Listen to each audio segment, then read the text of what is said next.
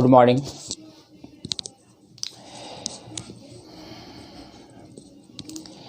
पिछले क्लास में हम लोग अध्ययन कर रहे थे ऑप्टिकल इंस्ट्रूमेंट के विभिन्न टाइप के इंस्ट्रूमेंट पर, जिसमें अभी तक इस चैप्टर में पढ़ाई हुई है simple microscope, compound microscope, astronomical telescope, terrestrial telescope, Galilean telescope, Newtonian telescope, Cassegrain telescope. उसके बाद मैंने आपको पढ़ाया है human eye, defect of vision, myopia, hypermetropia, presbyopia, astigmatism. इतनी पढ़ाई हो गई है। ऑप्टिकल इंस्ट्रूमेंट में हम लोग बहुत आगे निकल चुके हैं। अब ये भी चैप्टर अपने लास्ट पोजीशन में है और अब गौर करना है आप सभी को। मुझे उस सभी तमाम स्टूडेंट से बहुत खुशी है कि जो अपनी शालीनता, विनम्रता और जो स्टूडेंट का पहचान है, एक उस उच्च स्तर को बनाने में आप कामयाब रहे हैं। हम भी अपने पढ़ाई के क्वालिटी को, गुणवत्ता को हमेशा आगे अच्छी से अच्छी तरह से आपके सामने प्रस्तुत करने की कोशिश करते हैं, आपको पढ़ाने की कोशिश करते हैं। ऐसा नहीं है कि कोई भी चीज़ को आप एक बार, दो बार, तीन बार, कितनी बार पढ़ेंगे, ये सबसे महत्वपूर्ण बात है। अगर आप एक बार में अच्छी तरह समझ जाते हैं तो वहाँ पर फिर दो बार, तीन बार की ज़रूरत नहीं होती है। इसमें जितना लगन से मेरा पढ़ाना मायने रखता है, उतनी ही लगन से आपका पढ़ना भी मायने रखता है। मान लीजिए हम खूब लगन से पढ़ाएंगे, खूब मेहनत कर रहे हैं, और आप क्या करेंगे, बैठेंगे खाली कुछ से कुछ chatting, fatting, like, dislike, this that, माथा में बड़ा हुआ है, तो फिर पढ़ाई नहीं हो सकेगी। पहले भी आपको कई बार समझाए हैं, आपके लाइक और डिसलाइक से हमें कोई प्रभाव नहीं पड़ने वाला। आप अपने शालीनता, विनम्रता, सादगी, उच्च गुणवत्ता को आप कायम कीजिए। ये सबसे महत्वपूर्ण है। और इसलिए आप कितनी गुणवत्ता को कायम कर पा रहे हैं, ऐसा नहीं है कि मुझे पता नहीं चल रहा है कि कौन किस क्वालिटी का स्टूडेंट मेरे चैनल पर आकर पढ़ रहा है। मुझे सब पता चल रहा है। एक ऐसा डिवाइस भी निकल गया है जिससे हम इस चैनल पर बैठने वाले सारे स्टूडेंट के बारे में जानकारी हासिल कर लेते हैं। इसलिए अपनी शालीनता को पहचानिए, बनाइए, उस चीज़ों को डेवलप कीजिए। चलिए, पढ़ने का असर, मेरे कहने का असर पढ़ने वाले पर 1 मिनट में पड़ जाता है, और जिस पे असर नहीं पढ़ने का है तो वो कभी नहीं पड़ेगा। तो उसकी समझा जाएगा कि उसकी वही क्वालिटी है। इसलिए अब उसके बारे में और ज़्यादा क्या कहना। इंसान के लिए कहा जाता है इशारा ही काफ़ी है। इतना कहने के बावजूद भी वो अगर नहीं समझे, नहीं संभले, तो ना तो माँ बाप का कुछ लेगा, ना तो टीचर का कुछ लेगा, ना तो टीचर का कुछ बिगड़ेगा, ना तो माँ बाप का कुछ बिगड़ेगा आपका। इसलिए इस चीज़ों को आप ध्यान दीजिए, इस चीज़ों को आप समझिए। अगर मान लीजिए हम हाइपरमेट्रोपिया पढ़ा दिए, हाइपरमेट्रोपिया का डिफिनीशन दे दिए, हाइपरमेट्रोपिया का एक्सप्लेनेशन कर दिए, उसमें बता दिए कि उसमें कन्वेक्स लेंस से वो ठीक होगा। अब कन्वेक्स लेंस बोलते बोलते एक बार कनकेव लेंस बोला गया, तो इसमें क्या हो गया, कितना बड़ा मिस्टेक हो गया। ये कितना बड़ा मिस्टेक हो गया, इसको समझना चाहिए। यहाँ बोर्ड पे भी कल हम लिख दिए थे कन्वेक्स लेंस, तो अब एक बार बोला गया अवतल लेंस, तो अब हल्ला मचा रहे हैं। ये हल्ला मचाने का क्या है इसमें तो कोई अर्थ इसका बनता नहीं है। यहाँ पे लिखा हुआ है कन्वेक्स लेंस हाइपरमेट्रोपिया में यूज होता है ठीक करने के लिए।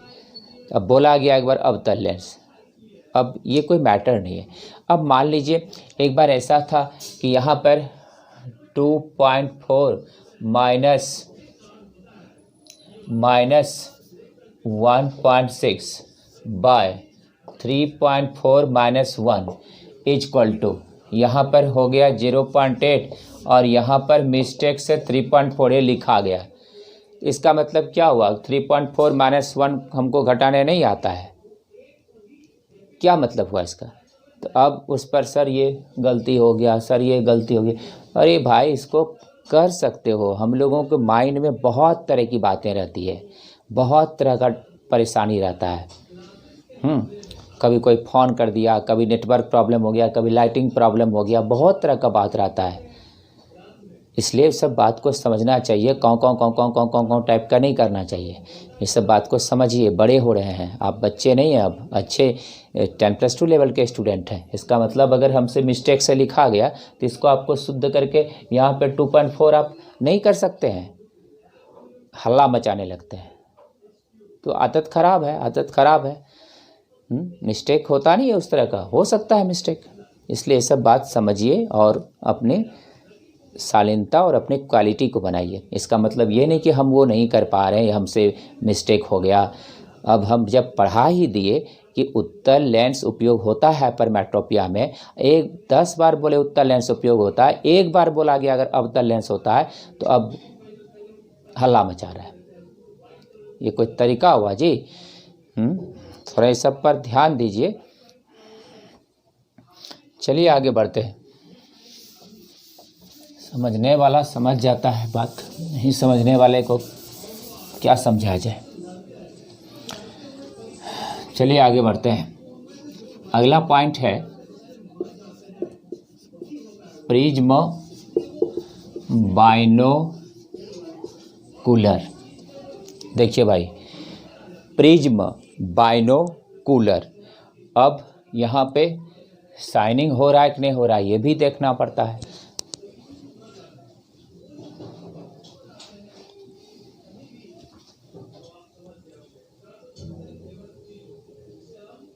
शाइनिंग तो ठीक है आपका, दिख तो रहा ही होगा।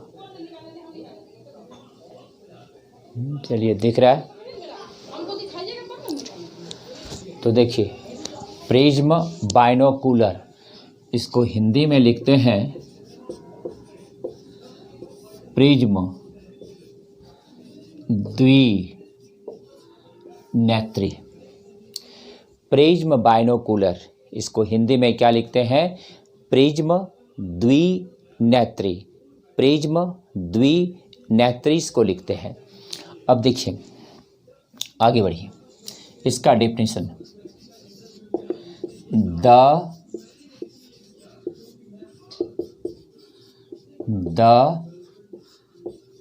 Optical instrument which is prepared by using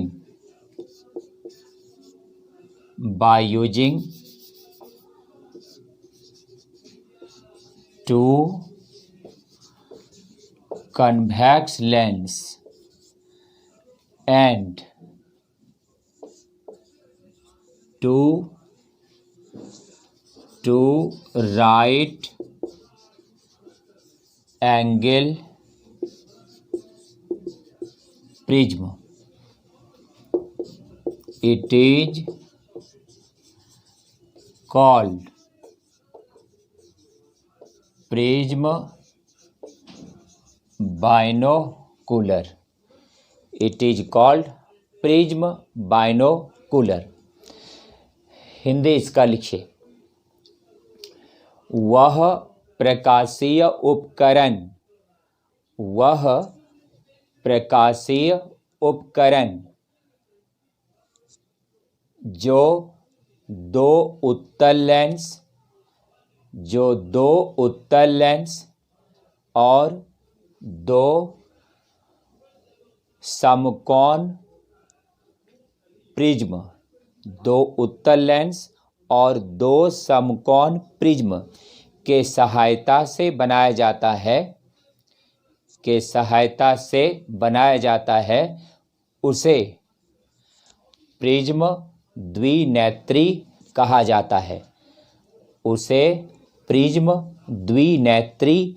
जाता है। डेफिनेशन हो गया। अब देखिए सिद्धांत।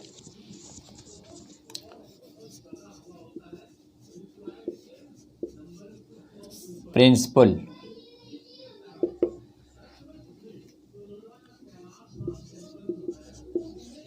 Prism binocular is working on the phenomena of total internal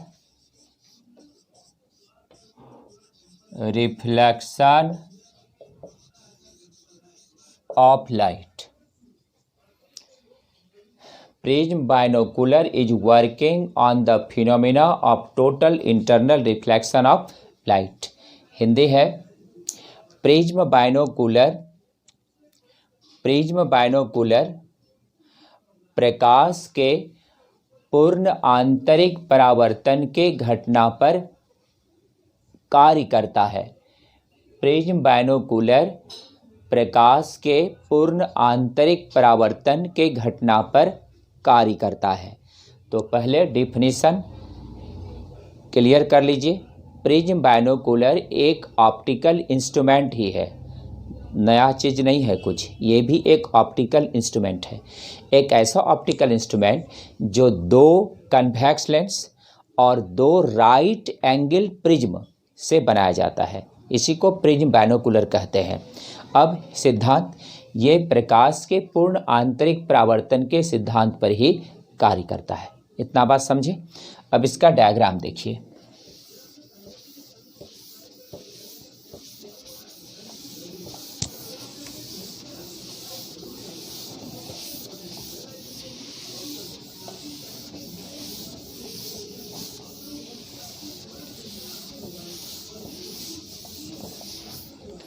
अब इसका डायग्राम देखिए।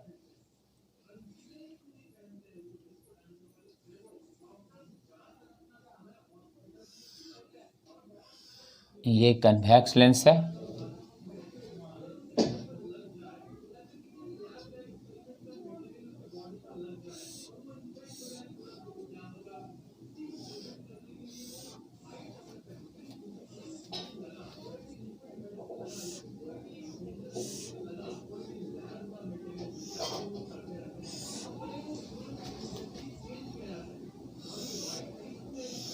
दो कन्वेक्स लेंस और दो राइट एंगल प्रिज्म।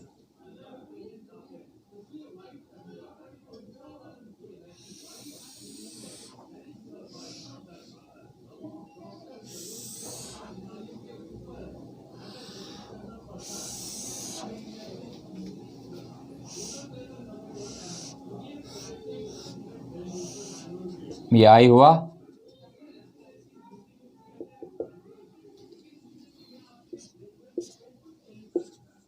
ये यहाँ पर ऑब्जेक्ट हुआ। ये लेंस है L1, prism P1, prism P2, lens L2। तो इसमें कितना कन्वेक्स लेंस है? 2। और कितना राइट एंगल प्रिज्म है? 2। अब ये सब ऐसे नहीं रहता है, इसमें यहाँ पर ट्यूब रहता है, इस तरह से ऐसे ये ट्यूब रहता है और लाइट जरा सा भी इधर उधर डिफ्लेक्ट नहीं होता। प्रकाश के पूर्ण आंतरिक परावर्तन के द्वारा ये इस पार से इस पार निकल जाता है। अब इसमें जो इमेज बनता है किसी भी ऑब्जेक्ट का, वो रियल, बिल्कुल रियल और रियल के साथ साथ इरेक्ट बनता है। तो यहाँ पर इसका जो इमेज बनता है वो रियल और इरेक्ट बनता है। ये ठीक उसी तरह से होता है जैसे कि इरेक्ट बनता है किसमें, गैलीलियन टेलीस्कोप में भी इरेक्ट बनता है, याद होगा। टेरेस्ट्रियल टेलीस्कोप में भी इरेक्ट बनता है। तो ये भी उसी तरह से टेलीस्कोप की तरह लगभग काम करता है, लेकिन इसमें रियल बनता है, उस सब में पता होगा वर्चुअल बनता है। तो यहाँ पर इस बात को याद रखना है।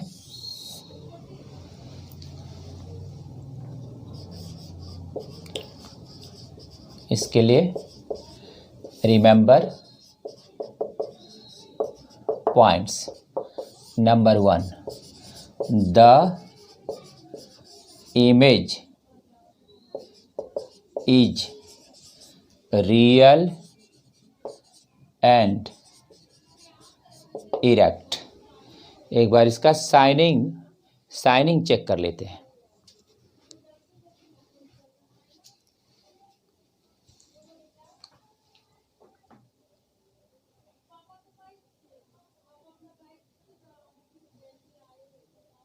देख रहे हैं, क्लियर ही है।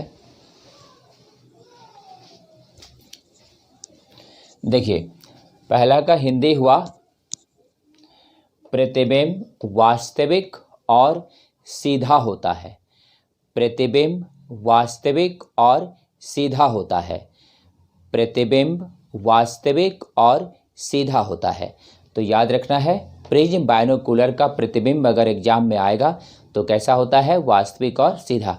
ये आपको केवल बता देते हैं, कंपटीशन के लिए बता रहे हैं। ये आपको बोर्ड में नहीं आएगा, बोर्ड में नहीं है ये, लेकिन आपको पता ही है, हम पहले ही बोल चुके हैं और पहले सभी को पता है।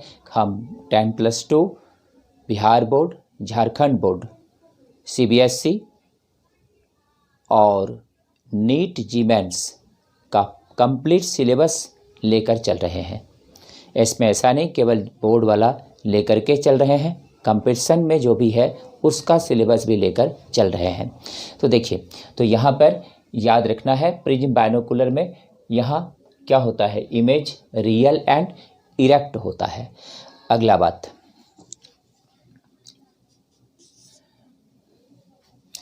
इसमें जो फील्ड ऑफ व्यू है,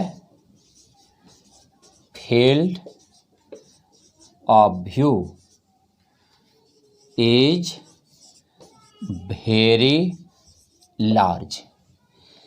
field of view is very large, इसका मतलब हुआ कि दृष्टि क्षेत्र बहुत बड़ा होता है। दृष्टि क्षेत्र बहुत बड़ा होता है। दृष्टि क्षेत्र बहुत बड़ा होता है। देखिए, इस तरह के डिजिटल डायग्राम से भी आप देख सकते हैं। ये जो डिजिटल डायग्राम में है, इसमें आप देख सकते हैं कि किस प्रकार से लाइट जो है, जब पहले लेंस से आया, फिर दूसरे लेंस पहले प्रिज्म पे गया, फिर इमेज फॉर्म किया और फिर इमेज हम लोगों को यहाँ पर हम देख रहे हैं। तो इस प्रकार का जो डिजिटल सिस्टम है उस पर भी आप अच्छी तरह से गौर कीजिए। वहाँ जो है डिफरेंट कलर से आपको दिखाया गया है और उसमें आप देख सकते हैं किस प्रकार से इमेज का फॉर्मेशन प्रिज्म बाइनोकुलर द्वारा हो रहा है।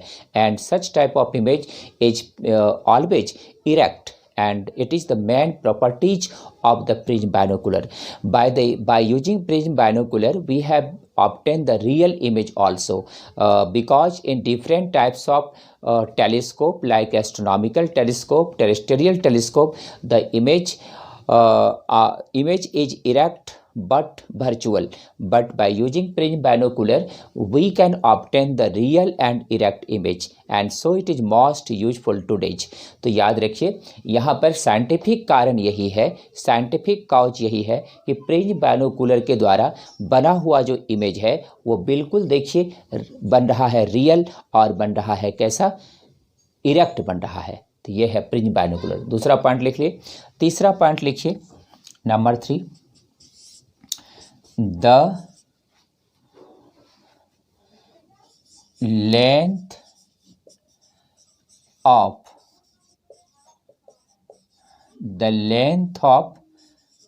prism binocular is 1/3 of the optical length, of the optical length.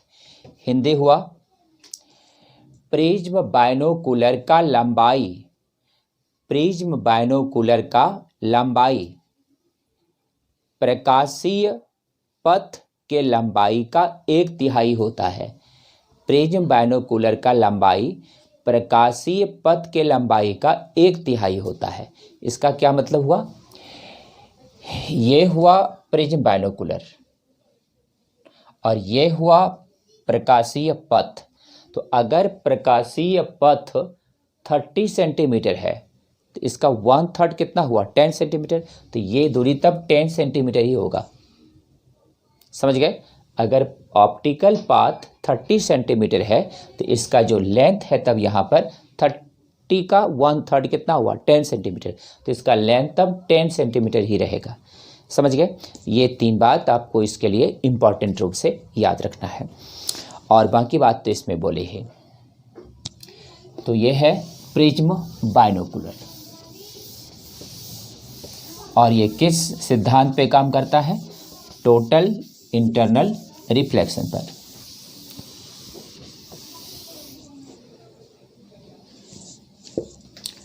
और आगे है आई रिंग। इसको हम लोग नेत्र वलय या निर्गम द्वार कहते हैं। ध्यान दीजिए, आई रिंग नेत्र वलय या निर्गम द्वार कहते हैं। अब समझना है कि ये नेत्र वलय है क्या। The circular ring in front of eye to observe the image of any object very clearly due to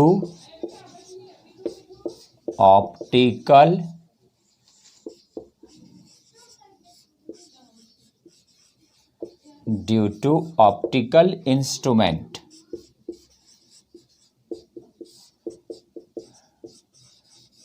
Then it is called eye ring.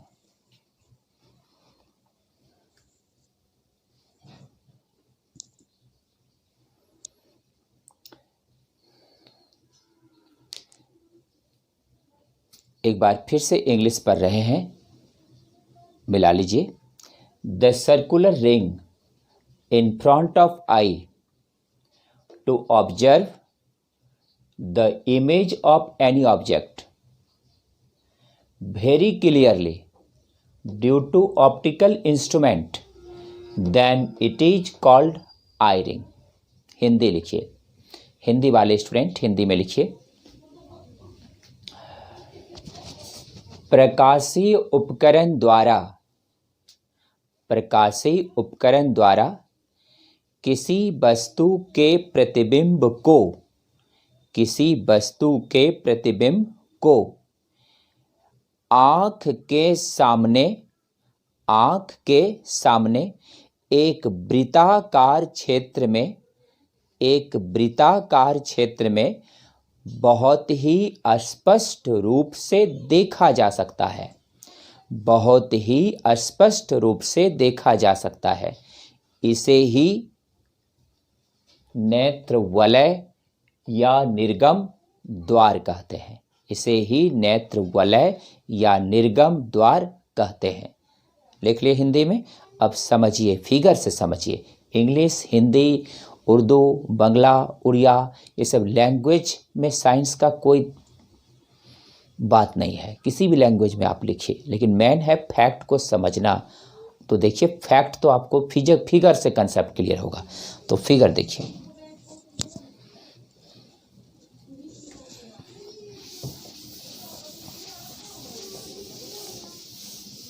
अब खोजिएगा कि आई रिंग का सिद्धांत। तो आई रिंग का सिद्धांत नहीं होता है, आई रिंग एक फैक्ट है जिसको समझना है। ये कोई ऑप्टिकल इंस्ट्रूमेंट नहीं है आई रिंग। जैसे कि माइक्रोस्कोप का सिद्धांत होता है, प्रिज्म बाइनोकुलर का सिद्धांत होता है, टेलीस्कोप का सिद्धांत होता है। आई रिंग कोई डिवाइस नहीं है, इंस्ट्रूमेंट नहीं है। ये आई रिंग एक फैक्ट है, उसको समझना है, इसलिए इसका सिद्धांत नहीं है। डिफिनीशन लिख लिए इंग्लिश हिंदी में। अब इसका फैक्ट समझिए, कंसेप्ट समझिए।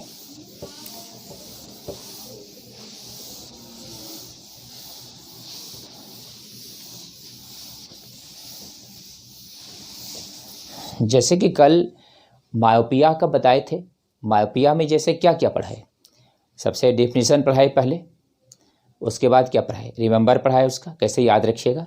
उसके बाद क्या पढ़ाए, काउच पढ़ाए कि क्यों होता है मायोपिया। उसके बाद क्या पढ़ाए, उसका डायग्राम पढ़ाए। उसके बाद क्या पढ़ाए, कैलकुलेशन पढ़ाए। मायोपिया और हाइपरमेट्रोपिया दोनों में कैलकुलेशन पढ़ाए।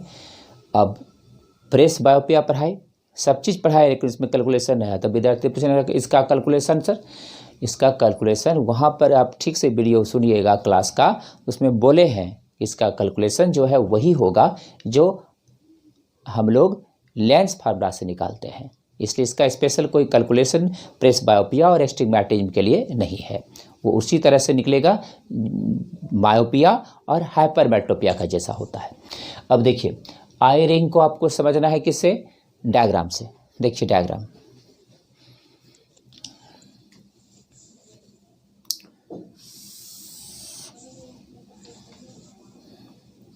हम ये एक कंपाउंड माइक्रोस्कोप का डायग्राम बना रहे हैं। And compound microscope is also the I ring. Compound microscope क्या है, एक आई रिंग है ना जी। कंपाउंड माइक्रोस्कोप एक आई रिंग है। ये आई रिंग टेलीस्कोप में भी होगा, सब में होगा। अब आई रिंग क्या है उसको आपको समझना है। देखिए कैसे समझना है,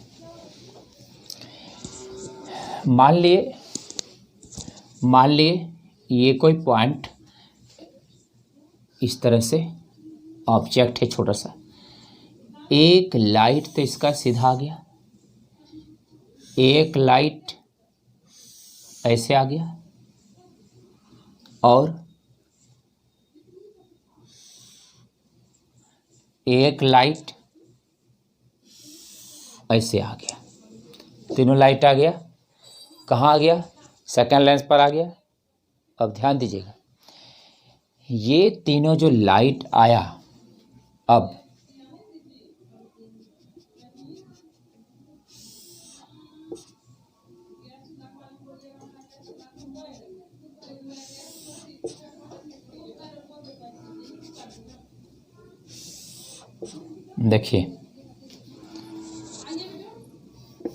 देखिएगा जी,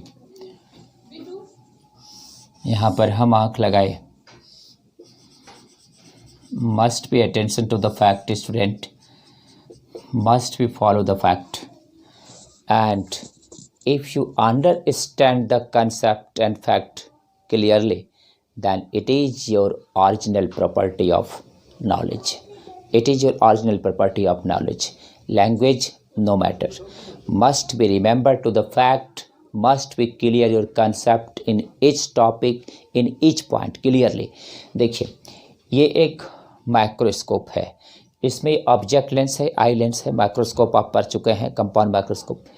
इसमें जो है यहाँ पर ये एक ऑब्जेक्ट है, लाइट इससे आया और इसलिए तो इसे हम लोग ऑब्जेक्ट लेंस कहते हैं। ये आँख के पास है, इसे हम लोग आई लेंस कहते हैं। अब ध्यान दीजिए, अब यहाँ पर एक जगह, इस जगह, इस जगह, इस जगह, इस जगह कहीं भी एक रिंग बनेगा, और ये जो रिंग बनेगा, this ring is the I ring.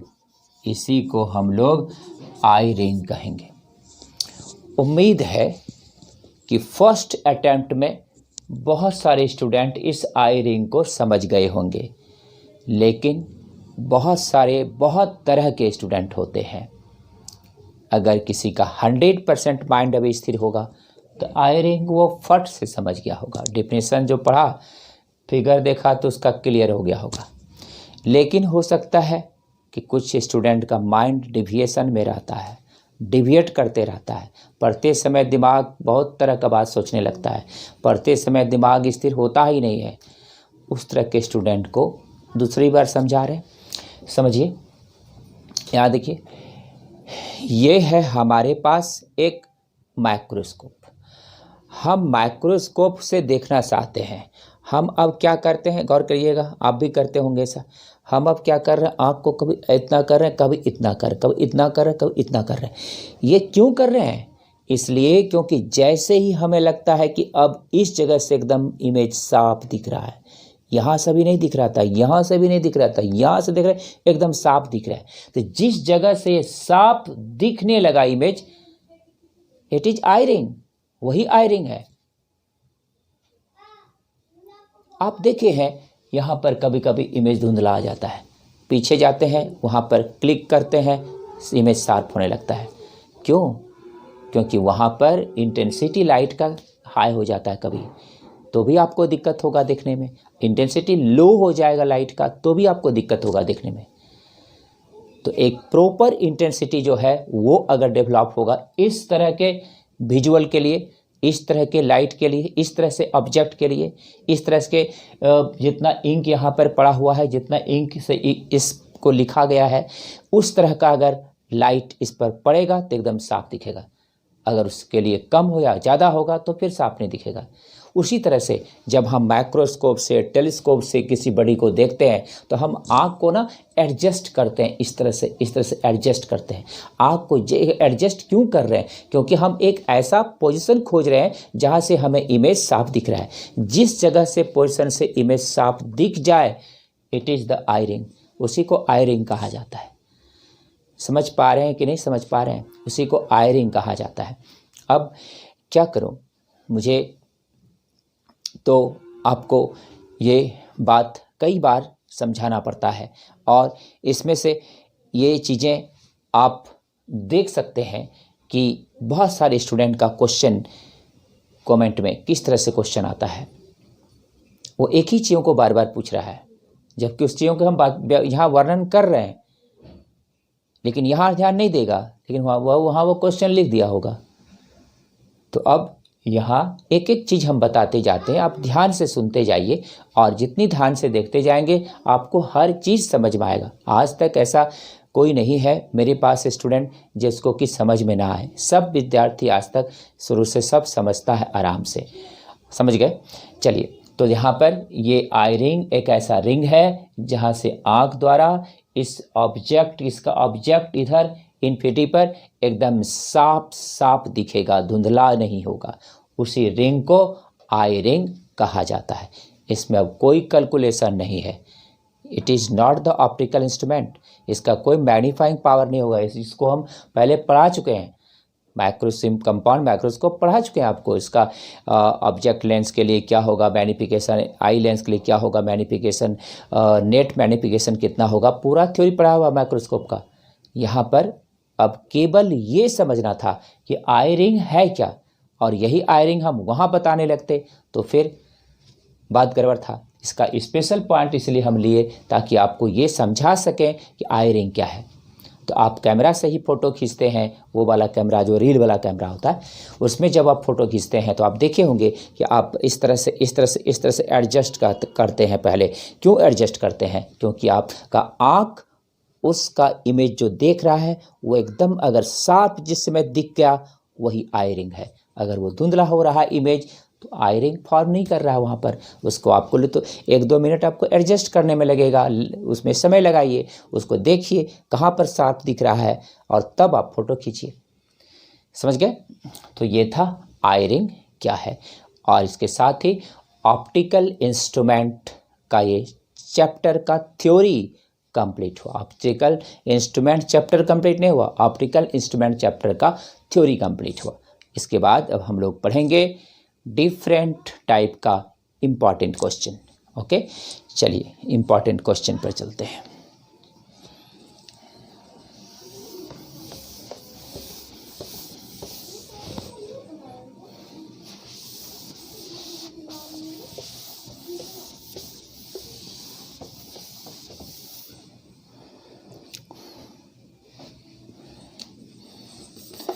तो हमारा उद्देश्य आप सभी तमाम स्टूडेंट को ज़्यादा से ज़्यादा अच्छे से अच्छी तरह से समझाने का रहता है, और वही मेरी असली चीज़ है, ताकि हम आपको अच्छी तरह से समझा दिए, और वही मेरी असली संतुष्टि है, वही मेरी असली प्रॉपर्टी है जो हम आपको समझा सके। चलिए, लेकिन हम आपको समझाने में तभी कामयाब होंगे जब आप स्थिर शुद्ध मन से पढ़ने बैठेंगे। देखिए, यहाँ पर अगला पॉइंट है conceptual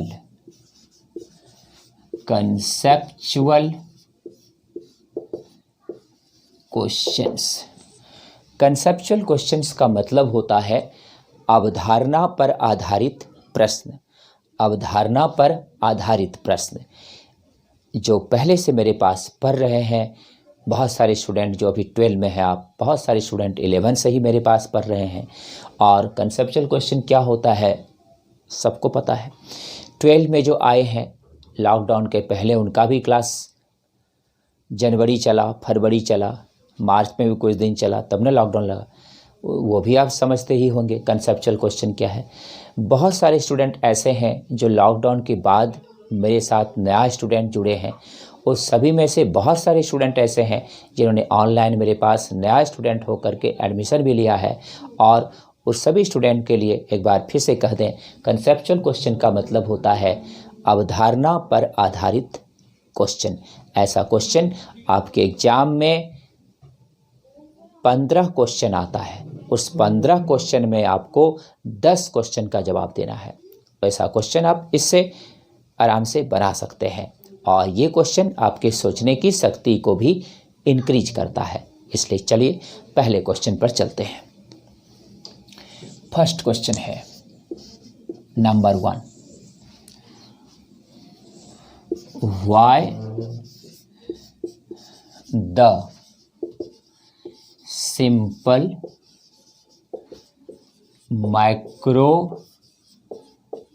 microscope is known as simple? Why the simple microscope is known as simple?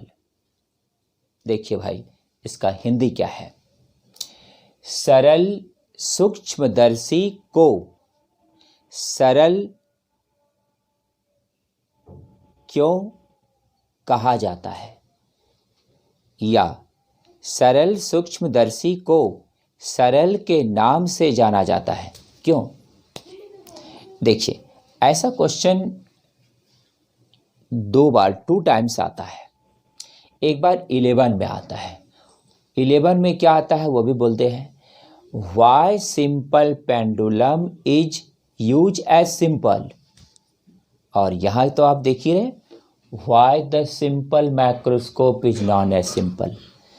तो वहाँ पर सिंपल पेंडुलम को सिंपल इसलिए कहा जाता है ताकि उसके एक्सट्रीम और मीन पोजीशन का एंगल 4 डिग्री या उससे कम होना चाहिए। तो उतनी छोटा सा सिंपल मान के कारण सिंपल माइक्रोस्कोप को सिंपल कहा जाता है। अगर 4 डिग्री से वो एंगल ज़्यादा हुआ तो वो सिंपल माइक्रोस्कोप नहीं कहा जाएगा। अगर आप 11 का क्लास किए हैं सिंपल हार्मोनिक मोशन, उसमें सिंपल पेंडुलम पढ़ाए हैं और उसमें आपको पता होना चाहिए। अब यहाँ सिंपल माइक्रोस्कोप को सिंपल क्यों कहा गया, अब इसको समझिए। तो सिंपल माइक्रोस्कोप को इसलिए सिंपल कहा गया क्योंकि इसमें एक ही सिंगल लेंस होता है। तो यहाँ पर सिंगल लेंस होता है। इसके अलावा आपने पढ़ा है कि कंपाउंड माइक्रोस्कोप में 2 लेंस होता है। इसलिए उसको संयुक्त सूक्ष्मदर्शी कहते हैं, और ये एक ही लेंस होता है इसलिए इसको सरल सूक्ष्मदर्शी कहते हैं। अब इंग्लिश में बोल रहे हैं, आप नोट कीजिए। In the simple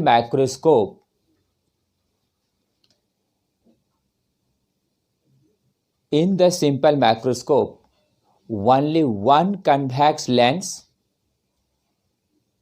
is used to obtain the magnified image of any object. So, simple microscope is known as simple. Hindi, सरल सूक्ष्मदर्शी में केवल एक ही उत्तल लेंस उपयोग होता है जिससे वस्तु का आवर्धित प्रतिबिंब बनता है, इसलिए सरल सूक्ष्मदर्शी को सरल कहा जाता है। देखिए भाई, इसका डायग्राम तो आप पीछे थ्योरी में पढ़े ही हैं, इसका डायग्राम यहाँ बनाने की ज़रूरत नहीं है, लेकिन यहाँ पर हम लोग दिखा सकते हैं। वो जो है क्या है, ऑब्जेक्ट है, और ये जो है क्या है, इमेज है। तो यहाँ पर इसका हाइट को अगर हम लोग HO मान लें, इसके हाइट को अगर HI मान लें, HI मान लें, HI जो है बहुत बड़ा होता है किसके तुलना में, HO के तुलना में। The height of image is very large as compared to the height of object. The size of image is very large as compared to the size of object. And in this condition, the erect, magnified and virtual image is observed. इस स्थिति में वास्तविक, सीधा और आवर्धित प्रतिबिंब बनता है। तो समझ गए कि सिंपल माइक्रोस्कोप को सिंपल क्यों कहा जाता है, क्योंकि इसमें एक लेंस होता है। कंपाउंड माइक्रोस्कोप को कंपाउंड क्यों कहा जाता है, क्योंकि इसमें दो लेंस से मिलकर वो बना होता है। तो वो क्वेश्चन इंपॉर्टेंट नहीं है, ये क्वेश्चन इंपॉर्टेंट है कि सिंपल माइक्रोस्कोप को सिंपल क्यों कहा जाता है। कंपाउंड माइक्रोस्कोप संयुक्त तो सीधा भी पता चलता है कि दो लेंस है इसलिए है। तो मेन क्वेश्चन ये इंपॉर्टेंट है, नोट कर लिए। चलिए अगले क्वेश्चन पे चलते हैं। क्वेश्चन नंबर है 2।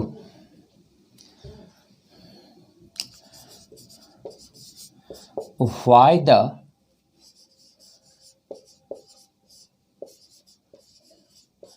aperture of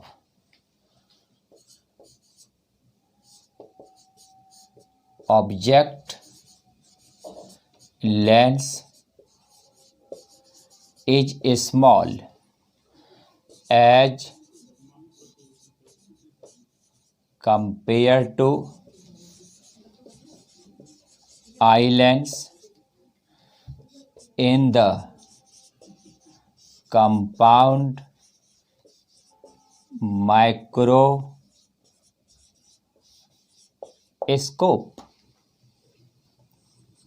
देखिए भाई, नया क्वेश्चन आपके सामने है। The new question is just in front of you. Why the aperture of object lens is small as compared to eye lens in the compound microscope? संयुक्त सूक्ष्मदर्शी में वस्तु लेंस का द्वारक नेत्रिका लेंस से छोटा होता है। क्यों? संयुक्त सूक्ष्मदर्शी में वस्तु लेंस का द्वारक नेत्रिका लेंस से छोटा होता है। क्यों? देखिए भाई, समझिए।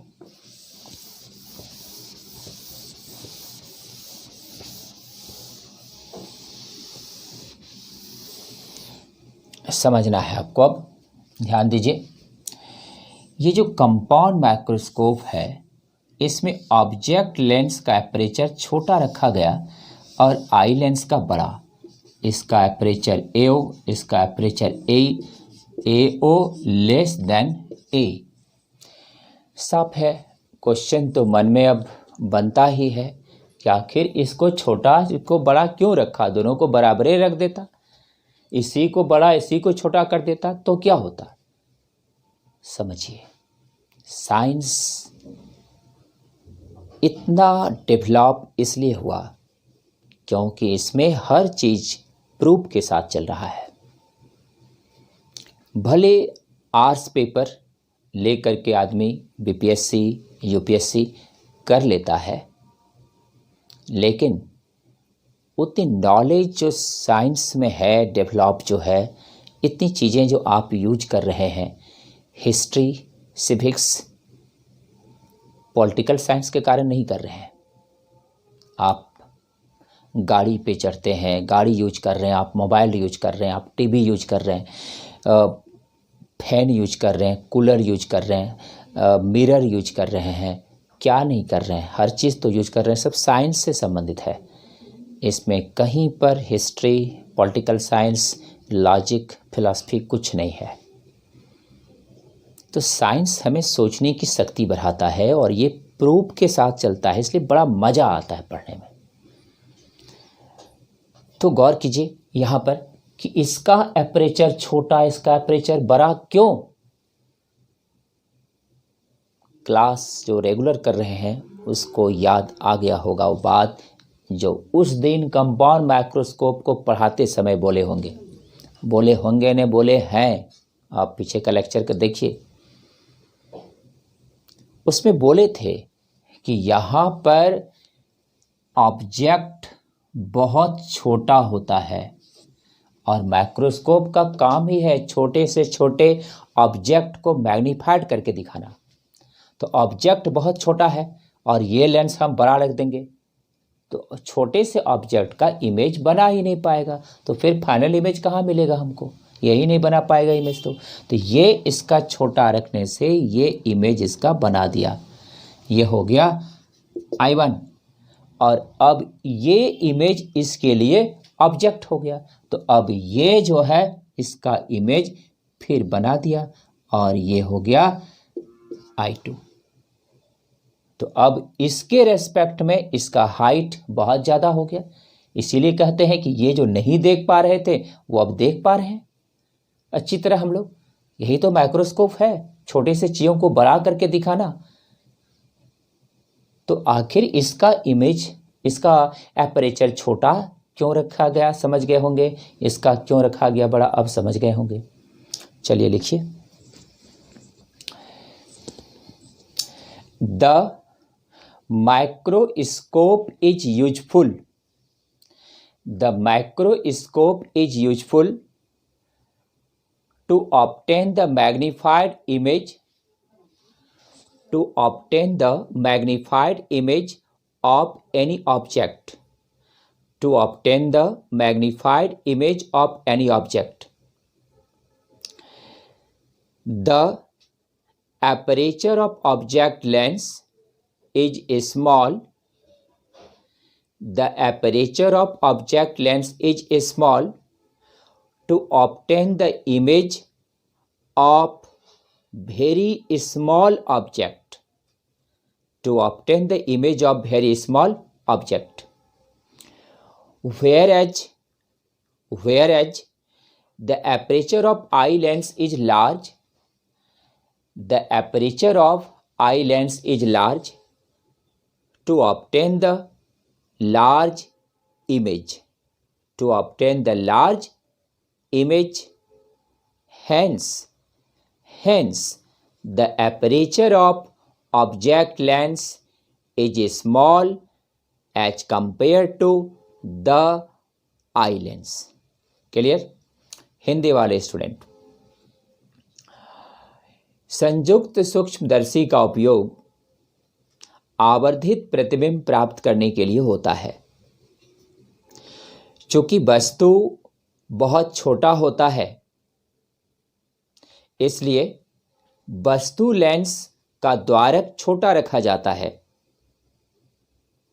ताकि छोटे से वस्तु का प्रतिबिंब प्राप्त हो सके। नेत्रिका लेंस का द्वारक इसलिए बड़ा रखा जाता है ताकि आंख के पास बड़ा से बड़ा प्रतिबिंब प्राप्त हो, ताकि आंख के पास बड़ा से बड़ा प्रतिबिंब प्राप्त हो। इसलिए संयुक्त सूक्ष्मदर्शी में वस्तु लेंस का द्वारक छोटा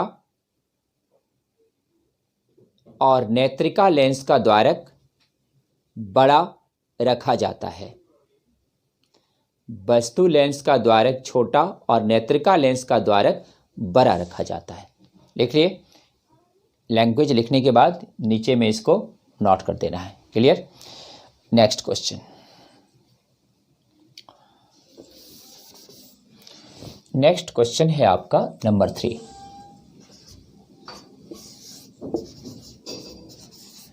why the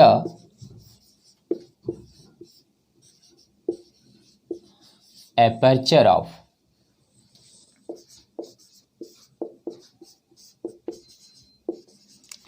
object lens is large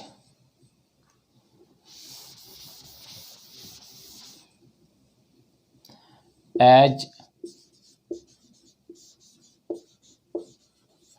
compared to eye lens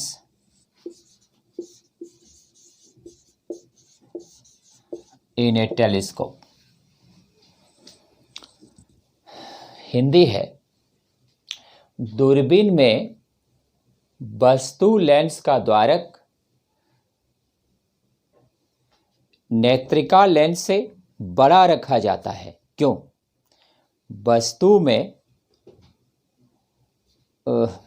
दूरबीन में वस्तु लेंस का द्वारक नेत्रिका लेंस से बड़ा रखा जाता है। क्यों? समझिए। यह है दूरबीन, ये ऑब्जेक्ट लेंस हो गया, ये आई लेंस हो गया। AO AI। ऑब्जेक्ट तो इसमें बहुत दूर होता है, लाइट क्या आता है, पैरेलल आता है। ये इमेज बना, ये फाइनल इमेज बना। ये हो गया I1, ये हो गया I2। अब ध्यान दीजिए, दूरबीन का काम क्या है? बहुत दूर के वस्तु को दिखाना। तो अगर ऑब्जेक्ट लेंस का एपरेचर बड़ा रखेंगे तो ज़्यादा से ज़्यादा लाइट उस ऑब्जेक्ट से आएगा और ऑब्जेक्ट लेंस से पार करेगा। जितना ज़्यादा लाइट ऑब्जेक्ट लेंस से पार करेगा उतना साफ साफ इमेज दिखेगा। और अगर छोटा कर दें ऑब्जेक्ट लेंस इसका तो कम से कम लाइट जाएगा, साफ इमेज ही नहीं दिखेगा, बनबो करेगा इतने दिखेगा। तो फायदा क्या हुआ टेलीस्कोप का? इसलिए ऑब्जेक्ट लेंस का एपरेचर बड़ा रखा जाता है ताकि ज़्यादा से ज़्यादा लाइट ऑब्जेक्ट लेंस से पार करे। और चूंकि वस्तु तो बहुत दूर है इसलिए ज़्यादा लाइट आएगा तब वो साफ साफ दिख पाएगा। अब आप सोच रहे होंगे आई लेंस छोटा क्यों? आई लेंस इसलिए छोटा रखते हैं क्योंकि उसका इमेज अब इतना बड़ा बढ़ने लगता है कि आँख के पास अब उसको थोड़ा नॉर्मलाइज करके देखना होता है, इसलिए इसका छोटा रखा जाता है ताकि इमेज उसका साफ साफ पूरा का पूरा दिख जाए, नहीं तो इमेज कट जाएगा उसका। समझ गए? लिखिए। The object lens in telescope has large aperture to cross the maximum range of light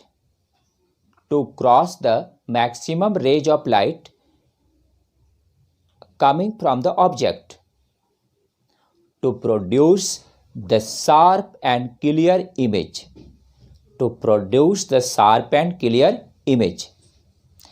The aperture of eye lens is small to obtain the full image near the eye.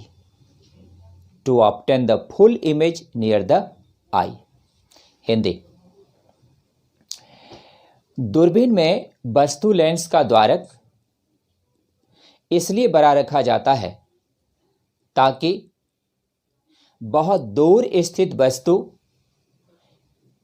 से आने वाली प्रकाश की अधिक से अधिक किरणें वस्तु लेंस से पार करे और साफ तथा स्पष्ट प्रतिबिंब दिखाई पड़े।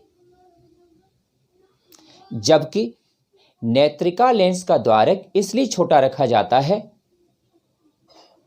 ताकि आंख के पास वस्तु का साफ और संपूर्ण प्रतिबिंब दिखाई पड़े, साफ और संपूर्ण प्रतिबिंब दिखाई पड़े। लिख लिए इंग्लिश हिंदी में। चलिए देखिए यहाँ पर एक और बात, तो यहाँ जितना ज़्यादा से ज़्यादा लाइट इसमें पार करेगा उतना वो साफ इमेज बनेगा। तो यहाँ पर ये उतना ही शार्प इमेज बनेगा, और ये अगर छोटा होगा तो यहाँ पर ये फुल इमेज बनेगा। नहीं तो इमेज ये बड़ा कर देंगे तो इमेज कटेगा, फुल नहीं दिख पाएगा, तो फुल इमेज बनेगा। तो इसीलिए एपरेचर जो है ऑब्जेक्ट लेंस का इसमें बड़ा और आई लेंस का एपरेचर जो है छोटा रखा जाता है। समझ रहे? तो अब जो लैंग्वेज लिखा है, लैंग्वेज के बाद आप इसे नीचे में नोट कर दीजिए। इसमें देखते हैं साइनिंग तो नहीं हो रहा है कहीं पर।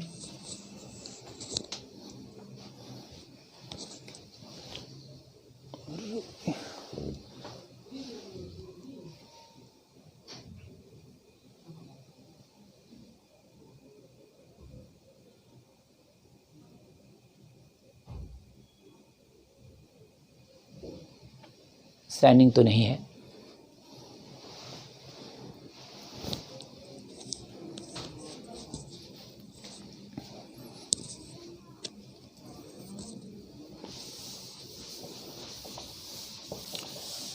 एक और क्वेश्चन लिखिए।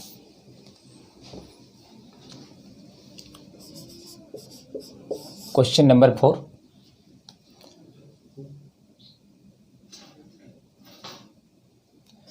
when the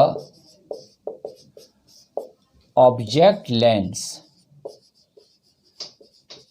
and eye lens